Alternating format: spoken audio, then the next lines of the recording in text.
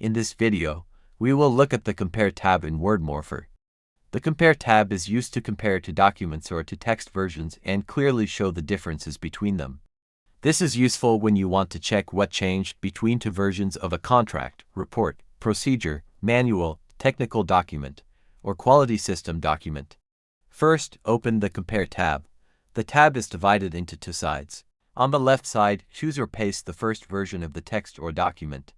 On the right side, choose or paste the second version. The first version is usually the older version.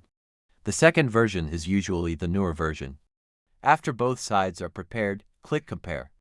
WordMorpher analyzes the content and shows the differences between the two versions. Added text, removed text, and changed text are highlighted, so you can quickly see what has changed. This makes it easier to review revisions without manually reading both documents line by line. You can use the navigation buttons to move from one difference to the next. This is useful when the document is long and contains many changes. The Compare tab can also show line numbers, which helps when discussing or documenting changes. You can use filters to control which differences are shown. For example, you may want to focus only on meaningful content changes and ignore less important formatting or spacing differences.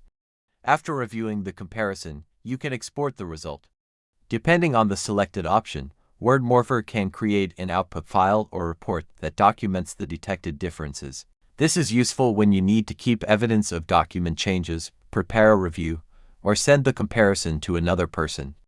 The Compare tab is especially useful for controlled documents, legal texts, technical files, translated documents, revised procedures, and any document where changes must be reviewed carefully. Before using the comparison result for official purposes, always review the output manually.